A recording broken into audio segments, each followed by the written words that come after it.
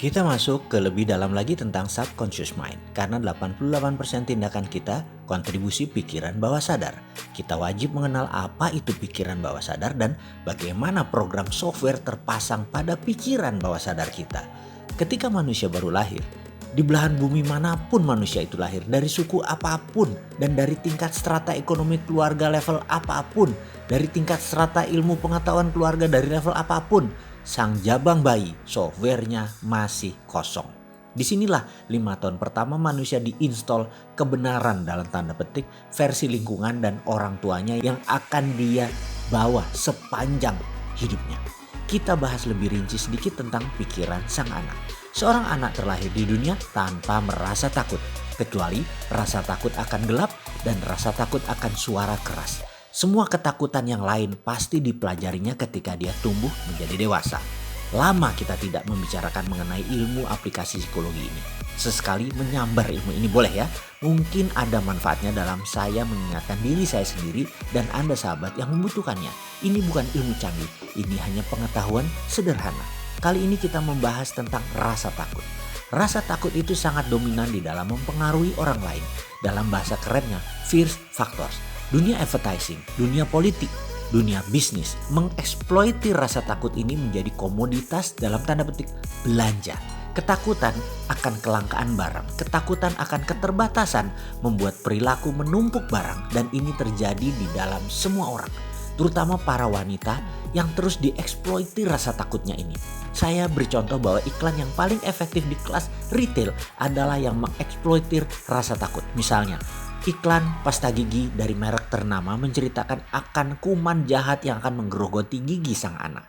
Dan ini diulang-ulangi, ditakut-takuti walau terlihat sains.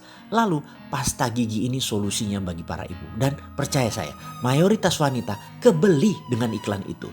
Kita lanjut tentang pelajaran mengeksploitir rasa takut sebentar lagi setelah memahami keilmuan takut ini.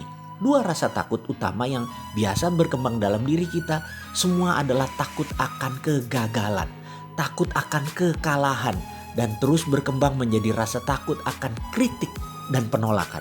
Kita mulai belajar merasa takut pada kegagalan ketika kita secara terus-menerus dikritik dan dihukum saat mencoba sesuatu yang baru atau sesuatu yang berbeda.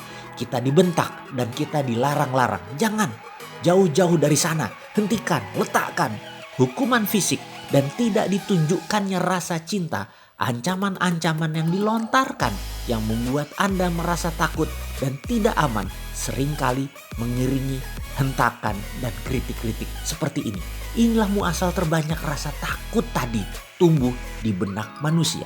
Dengan segera kita akan percaya bahwa kita terlalu kecil, terlalu lemah, tidak kompeten, tidak cukup pandai, dan tidak mampu untuk melakukan segala sesuatu yang baru atau berbeda dengan yang lain.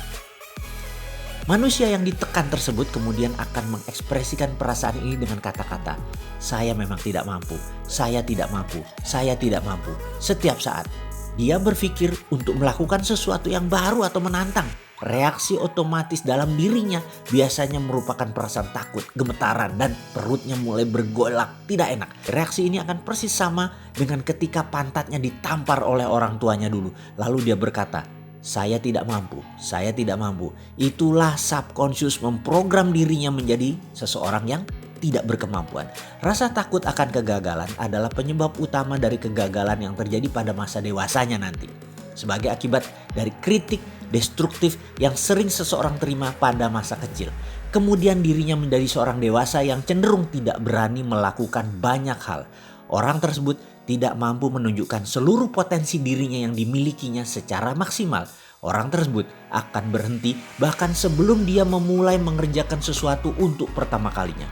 Bayangkan, pikiran manusia yang menakjubkan ini bukan dipakai untuk menghasilkan hal yang luar biasa, tetapi pikiran malah dipergunakan untuk mencari-cari alasan untuk mengatakan bahwa dirinya tidak mampu. Dengan demikian, apapun yang diinginkannya tidak mungkin didapat, tidak mungkin diperoleh.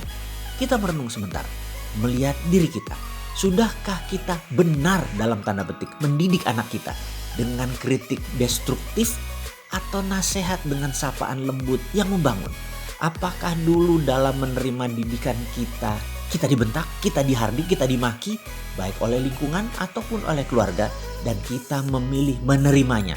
Atau kita sekarang memilih melepasnya atau tidak menggenggamnya lagi sehingga tidak mempengaruhi apapun pikiran kita saat ini. Kita pikirannya tetap bersih atau masih membekas sehingga kita didominasi oleh driven fear, rasa takut ini. Faktor inilah yang membentuk 5 tahun pertama kehidupan manusia. Saya tidak akan bertanya di level mana Anda berada. Apakah keluarga penuh cinta? Apakah keluarga penuh persaingan? Apakah keluarga penuh curiga? Apakah keluarga penuh makian? Apapun itu kita tidak bahas dalam video ini. Anda yang merenung, karena apapun itu akan masuk di bawah sadar Anda masing-masing dan jadi sistem di dalam diri Anda. Jadi tugas berikutnya adalah Anda merenung. Anda lihat, Anda catat. Apapun yang jelek tadi, percaya saya, ke depan kita ubah.